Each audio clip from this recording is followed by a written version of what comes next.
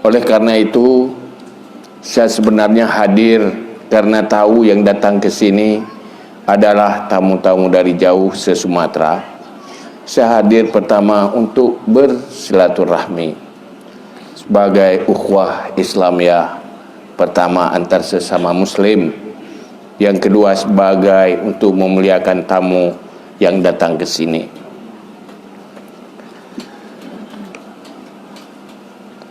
Katanya memang masuk Aceh sulit. Sebenarnya hari ini masuk Aceh tidak sulit. Malah berlama-lama di sini tidak apa-apa. Tapi saya tahu kapan balik lagi? Besok. Ini baru masuk sudah keluar. Ini yang bermasalah. Tetapi tidak apa-apa, alhamdulillah. Yang penting hari ini terjadi silaturahmi, terutama kepada para dai-dai. Ini hal yang paling mulia, karena kita menyeru hamba Allah kepada Allah, da'iyan ilallah. Maka pada hari ini saya tidak berbicara panjang lebar, cuma saya terinspirasi daripada judul yang ada di belakang saya ini, yaitu memperbaiki diri, memperkokoh ukhuwah, dan melahirkan generasi pemimpin. Saya ingin mengutip hanya beberapa untayan kata di situ. Pertama, ada kata perbaikan. Yang kedua, ada kata kokoh, yaitu kekuatan. Yang ketiga, ada orientasi ke depan, yaitu melahirkan pemimpin-pemimpin ke depan. Tugas kita dai sebenarnya itu melanjutkan dakwah Rasulullah sallallahu alaihi wasallam. Dalam dakwah Rasulullah itu ada inti yang di tiga ini, yaitu perbaikan, membangun kekuatan untuk sebuah orientasi masa depan yang lebih baik. Dan saya pernah menulis sebuah judul buku, yaitu memperbaiki orang kuat dan memperkuat orang baik.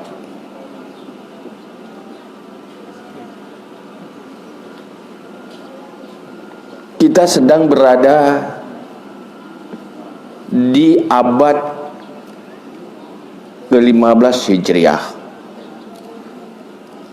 Kita sudah generasi keberapa atau kurun keberapa setelah kurunnya sahabat, generasi sahabat, dan berada di abad 21 Masehi,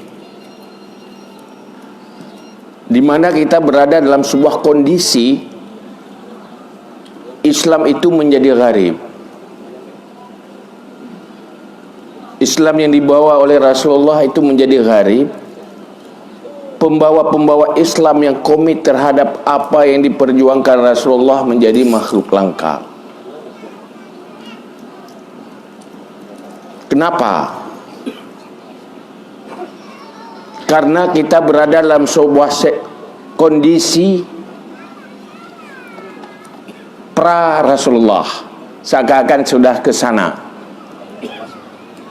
Bada'ad dinu ghariban wa sayaudu ghariban. Apa itu? Artinya kita lemah di dalam perbaikan dan juga minim di dalam kekuatan. Ini persoalan sekarang. Untuk muslim, mereka yang kuat tapi tidak baik, mereka yang baik tapi tidak kuat.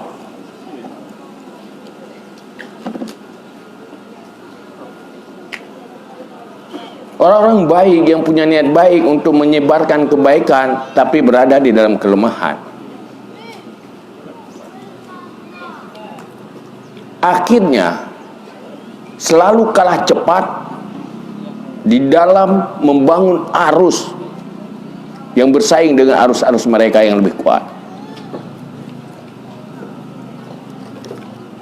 Ini yang menjadi masalah kita sekarang.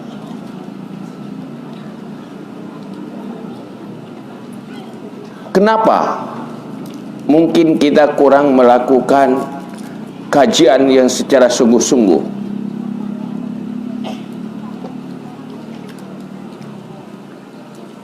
Saudara-saudara kami dari Sumatera sekarang masuk Aceh kan? Masuk Aceh dengan regulasi syariat Islam.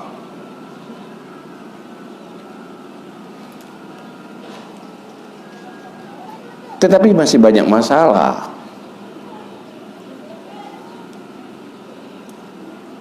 Kenapa? Itu tadi. Kita belum berhasil memperkuat orang baik dan memperbaiki orang kuat.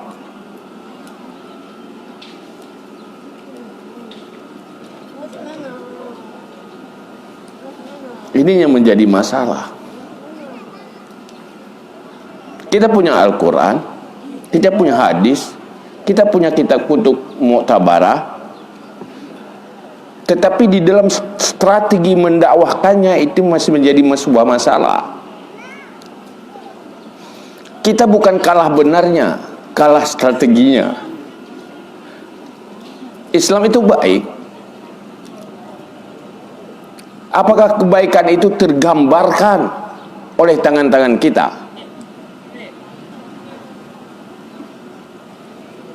Karena sebuah barang yang bermutu itu menjadi berharga sangat tergantung siapa yang menjualnya.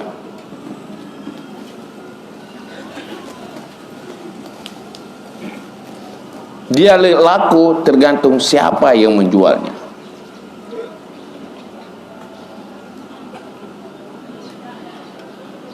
Boleh kita memproduk barang, tetapi kalau kalah di pemasaran, pasti akan bangkrut juga. Maka ini sebenarnya kalau dai-dai ini sales semua. Sales.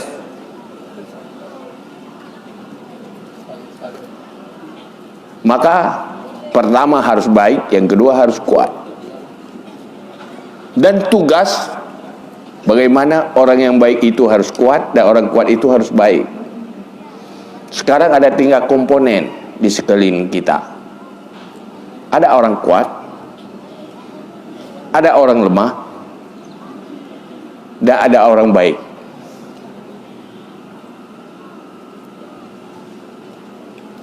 Yang paling banyak kita dapati, yang lemah tidak baik.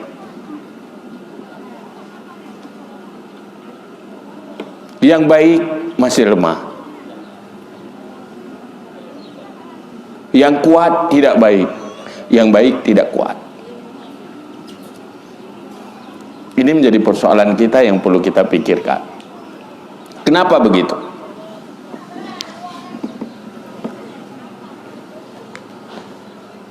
Ini karena belum berfungsinya seperti apa yang ada dalam sebuah hadis Rasulullah sallallahu alaihi wasallam.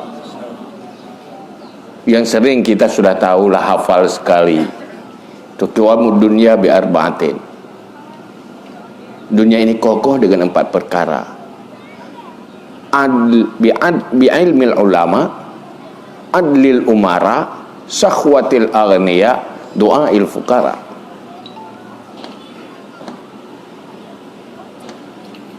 Ilmunya para ulama.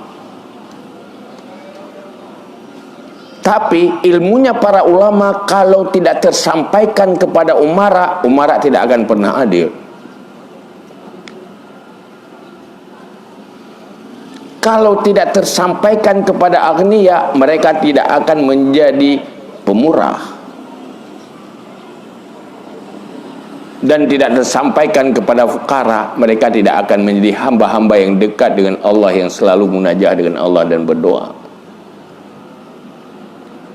Persoalannya sekarang, sampai di mana kita bisa menyampaikan ilmu ini ke semua lini?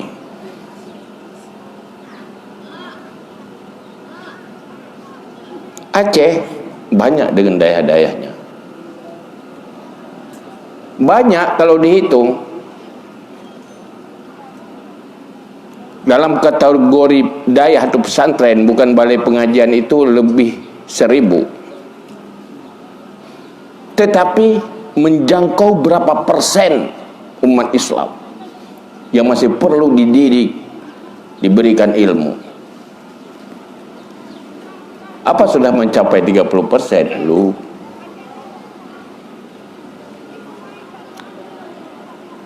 kenapa tidak dijangkau? Apa sebabnya? Karena masih banyak kelemahan-kelemahannya.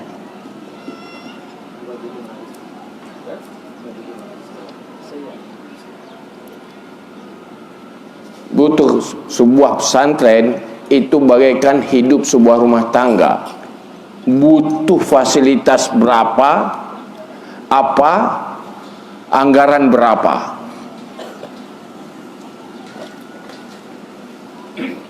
Pendidikan lain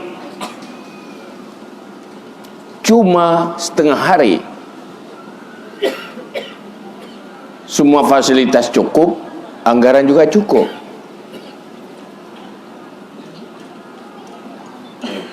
Ini yang menjadi masalah.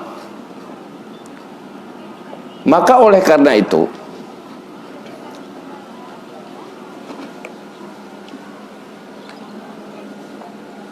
dakwah untuk menyampaikan ilmu kepada semua ini hal yang sangat urgen,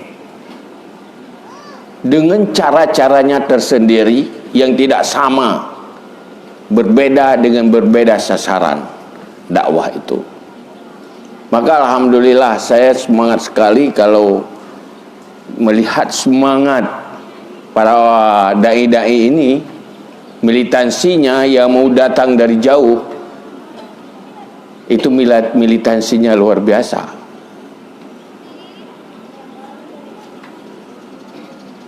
Berkorban, korban waktu, korban tenaga, korban harta. Kita bersyukur kepada Allah, Allah memberikan hati kita yang masih memiliki semangat itu.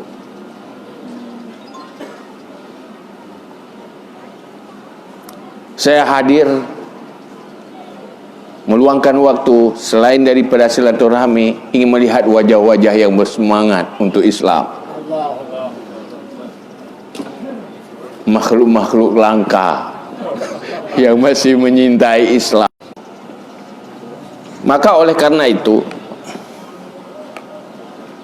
kita butuh sekarang pemimpin-pemimpin yang adil. Orang melahirkan pemimpin, tapi melahirkan pemimpin yang adil.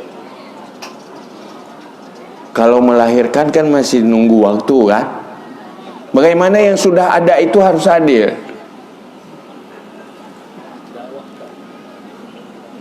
Bagaimana strategi membuat mereka pemimpin itu adil di dalam konsep kepemimpinan hari ini. Kita tidak lagi hidup di zaman kekhalifahan. Kita tidak hidup lagi di zaman Nabi.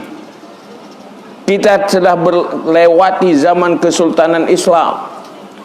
Kita tidak lagi di masa Amirul Mukminin, tetapi hidup dalam sebuah paradigma baru di mana demokrasi menjadi paradigma dunia di dalam mengurus masyarakat banyak dan di dalam bernegara.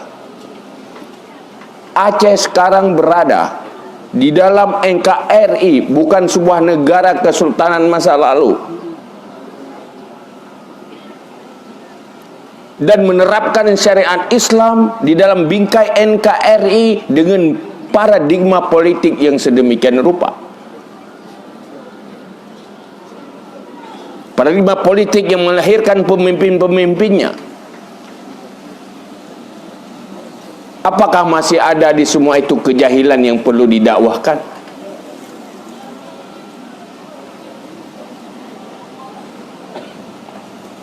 Kalau kita mendidik petani, maka akan jadi petani yang baik. Kalau kita mendidik pengusaha, dia akan menjadi pengusaha yang baik. Yang kita didik ini apa dan siapa? Kita tahu, kita anti liberalisme karena memisahkan Islam dari kehidupan. Islam adalah mengatur dan memperbaiki semua aspek kehidupan. Ini yang berhasil dibangun oleh generasi masa awal Islam. Siapapun mereka tetap sufi dan orang baik dan bermoral. Bagaimana dia sufi di dalam usaha, dalam perdagangan, bagaimana dia sufi di dalam kepemimpinan, bagaimana sufi dia di dalam menjadi pemimpin rumah tangga, dan bagaimana sufi menjadi seorang istri dan ibu dari anak. Inilah masa-masa di mana Islam terpisahkan dari kehidupan ini. Dan ini PR kita umat Islam. Dan ini masalah bersama. Ini maunya kita duduk di sini. Ini datang di Aceh hari ini. Aceh tahu syariat Islam, kan kita sudah tahu. Tapi kan masih banyak kelemahan, ya kan?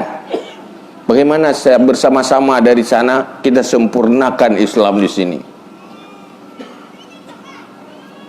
Islam dakwah lewat taklim, itu satu. Tapi Islam hari ini di Aceh itu Islam regulasi, bukan taklim lagi. Kalau taklim dari dulu tidak pernah putus, bersambung terus menerus. Masa Kesultanan Islam sampai sekarang taklim itu tidak putus, maka ilmu-ilmu Islam masih kekal. Tetapi hari ini amanah undang-undang, siapapun yang mengurus Aceh wajib menjalankan syariat Islam.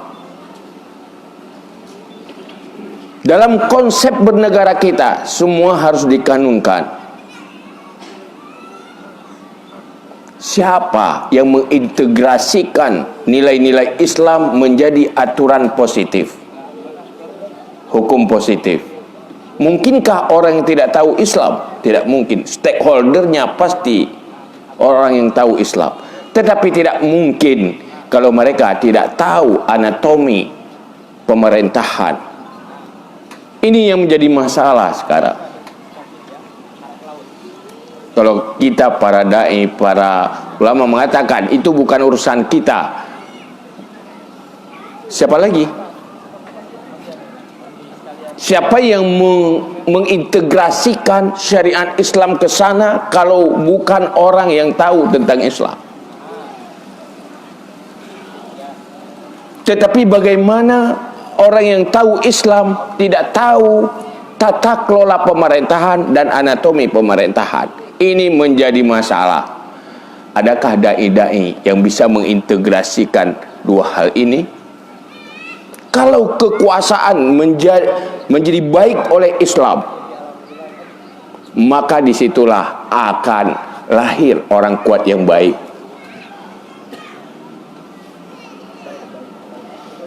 Kalau orang kuat sudah baik, maka kebaikan menjadi sebuah kekuatan, maka akan melindungi yang lemah semuanya.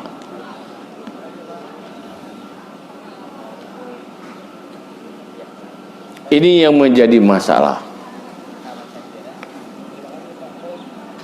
Kalau taklim tentang ilmu, apalah mau bahas di sini. Memang kita semuanya pencari ilmu. Tetapi persoalan bagaimana mendakwahkan ilmu sampai ke semua lini, ini hal yang penting sekarang. Semua level.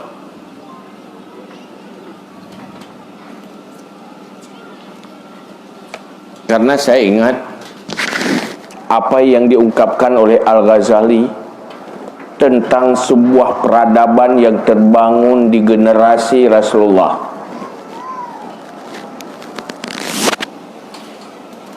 Al-Ghazali menyimpulkan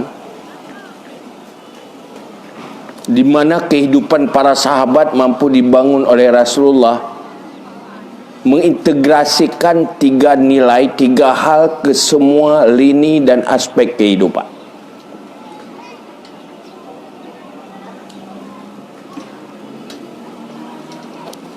Apapun profesi seseorang Muslim, apapun status sosialnya, dia memiliki 3 nilai, 3 hal. Pertama, dipastikan mereka bersikap adil. Artinya apa? Cara mereka ke sana lewat apa? Apa lewat ngaji? Ngaji-ngaji jadi gubernur, ngaji-ngaji jadi bupati, ngaji-ngaji jadi DPR, gitu. Dengan ngaji, syarat lulus untuk ke sana? Enggak lah. Pasti lewat sebuah sistem politik.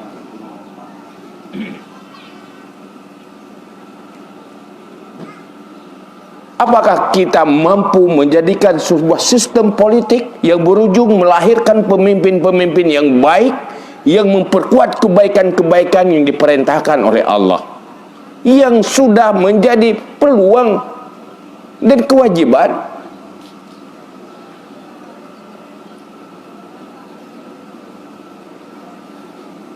Ini yang menjadi masalah.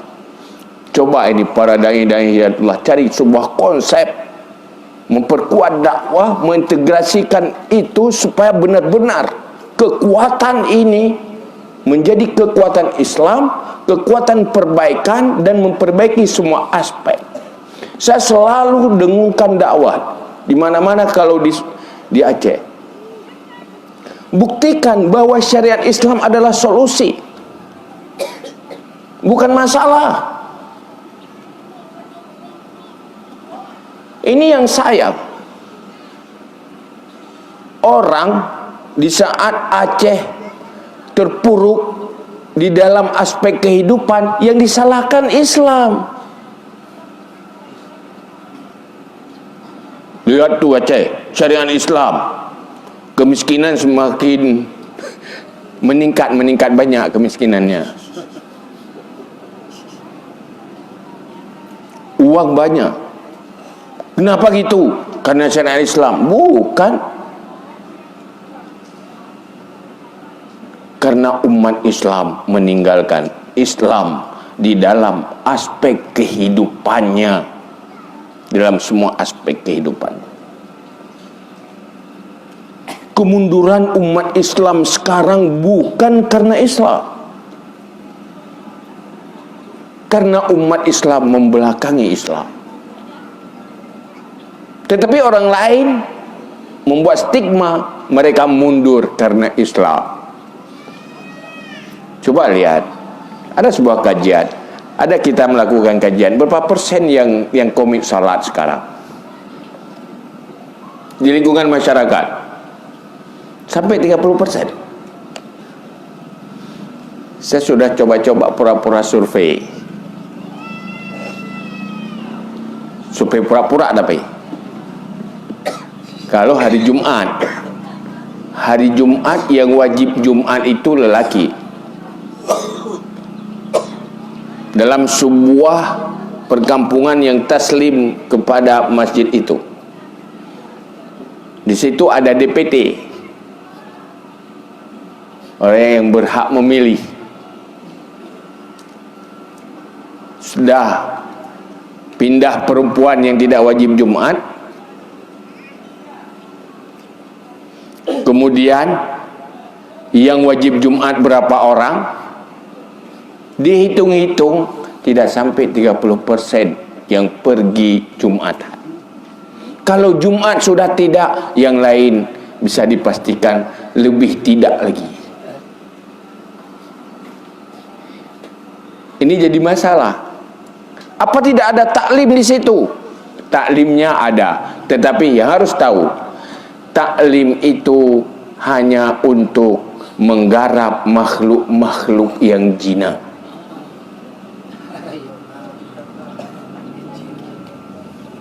Yang liar-liar pasti kita tidak punya kekuatan. Yang mu'anid kita tidak punya kekuatan. Pasti dengan yang jinak-jinak itu yang tergarap. Yang kedua, generasi sahabat itu mereka mampu menjadikan ihsan sebagai sikap dan perilaku.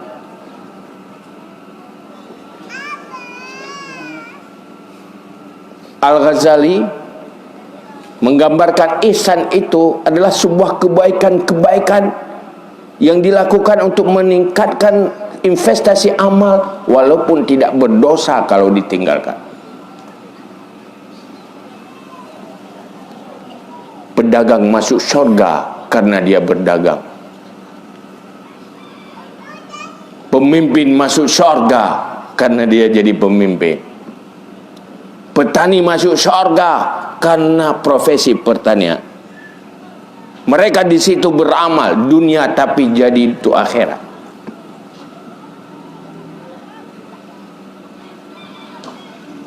Agama tidak cuma di masjid, beragama di dalam kehidupan. Mereka punya ilmu bagaimana melakukan ihsan, kebaikan-kebaikan di dalam profesi mereka. Ini yang kurang terdakwahkan. Tarikat ada, zikir tahu, punya silsilah, tapi kalau sudah dagang di sana menghalalkan segala cara.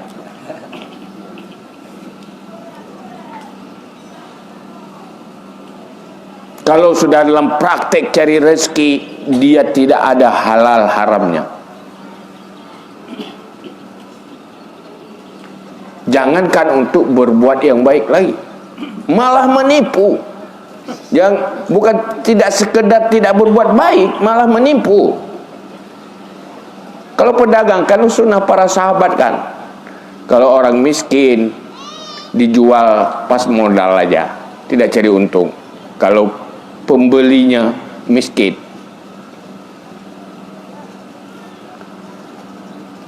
malah sedekahkan. Kok nggak cari untung? Cari untung di dagang, tapi cari untung akhirat. Hal-hal seperti itu. Yang jadi istri, saya masuk surga karena status istri. Berkhidmah kepada suami sebagai sesuai dengan perintah Allah, melakukan kebaikan-kebaikan walaupun itu bukan kewajiban, hanya untuk investasi akhirat. Kenapa masuk surga? Karena saya jadi istri. Yang jadi suami, kenapa masuk surga? Karena saya suami fala-fala di dalam mengurus keluarga. Ini sekarang, siapa yang mendidik anak-anak kita menjadi suami yang baik dan istri yang baik? Apa sekolah ada pendidikan itu? Tamat sekolah SMA pasti jadi istri yang baik kalau perempuan, jadi suami yang baik kalau laki, jadi bapak yang baik kalau laki, dan jadi ibu yang baik kalau perempuan. Baik dalam konteks Islam, melahirkan anak-anak yang bermoral, berakhlak, dan sukses masa depannya, dan terbangun mentalnya.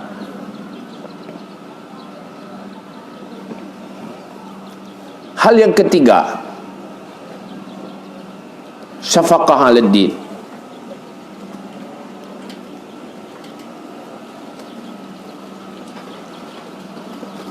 Di dalam semua aspek kehidupan tidak pernah melupakan agamanya.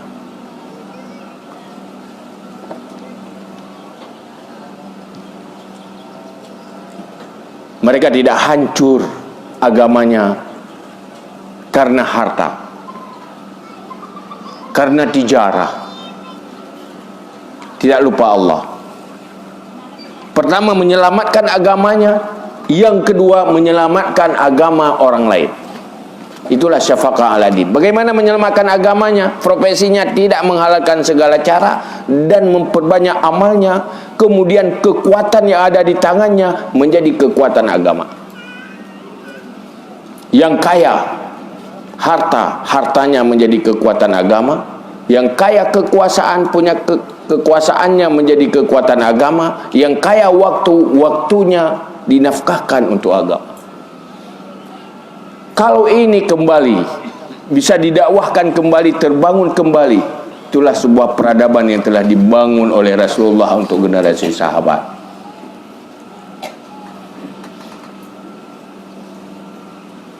Maka hal ini saya beruntung bisa menyampaikan di depan para dai-dai, supaya menambah kekuatan dakwah lagi. Saya hari ini bukan mengajarkan, tapi cuma mengajak.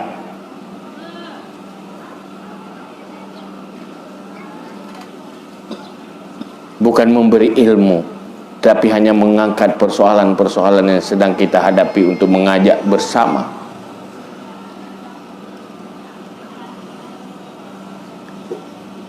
Di mana Rasulullah mengatakan ikhtilafu ummati rahmatun. Artinya apa? Perbedaan-perbedaan yang terjadi di umat yang terbukti di generasi awal Islam, perbedaan mereka adalah perbedaan yang rahmat, tidak terjebak pada perbedaan yang terkutuk saling menghancurkan, tetapi perbedaan yang saling memperkuat. Hindari perbedaan-perbedaan yang saling menghancurkan, karena akan melemahkan antar sesama. Mari kita berbeda, tapi berbeda yang saling memperkuat. Bagaimana bentuk perbedaan yang saling memperkuat? Bagaimana perbedaan yang saling menghancurkan? Kita harus bedakan supaya bisa kita hindari. Kalau tidak, yang kuat bisa lemah karena lelah saling hancur menghancurkan.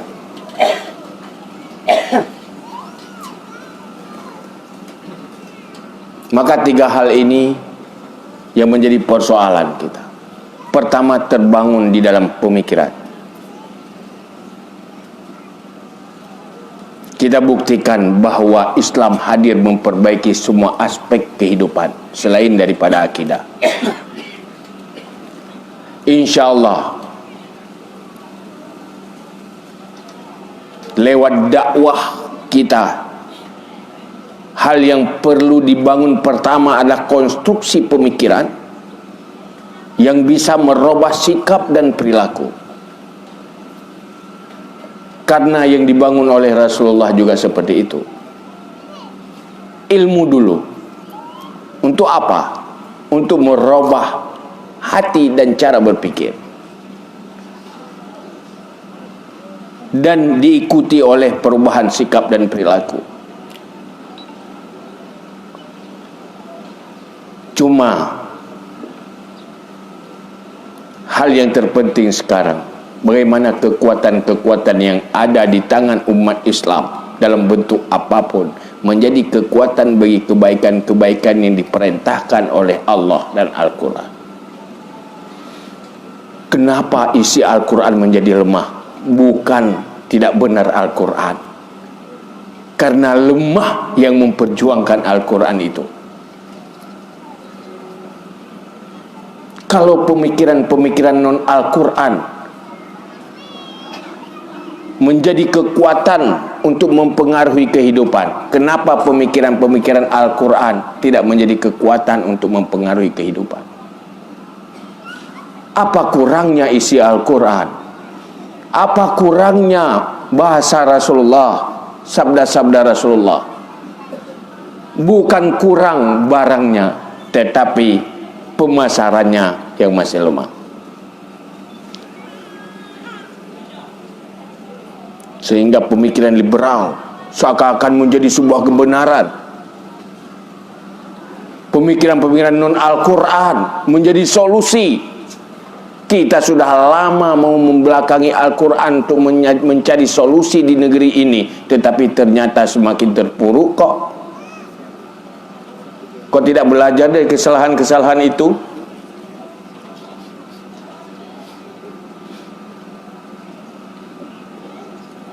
Maka saya selalu ngomong, kalau di umat Islam tidak akan maju dengan meninggalkan Islam.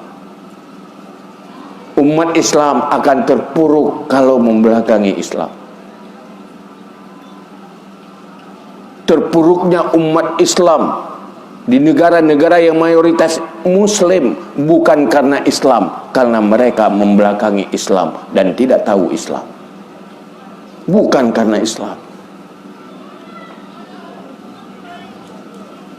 Itu sudah janji Allah dalam Al-Quran.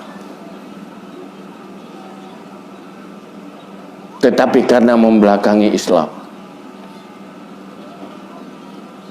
maka kita harus cepat bergerak. Karena kita bukan kalah benar, tetapi kalah cepat. Karena kalah cepat, maka cepat kalah. Orang lebih cepat.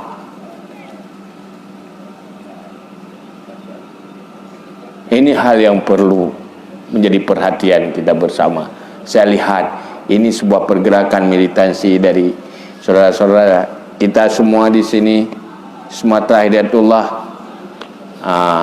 Mungkin banyak harapan untuk bergerak lebih cepat, menjalankan apa yang dipesan oleh Rasulullah Sallallahu Alaihi Wasallam. Dan hari ini, pertemuan ini sebagai sebuah silaturahmi. Ini kalau jalan darat, kalau pulang saya juga tempat saya di pinggir jalan. Kalau boleh nanti bisa singgah di Jenib sebelum Birun. Tapi kalau dengan pesawat nggak bisa turun di Jenib. Mungkin terbangnya di atas, dan di atas Jenib kan, tapi nggak bisa singgah. Kalau jalan darat boleh singgah ketemu di sana. Pas di pinggir jalan raya juga. Kalau jalan ke Medan, tapi jangan jalan selatan.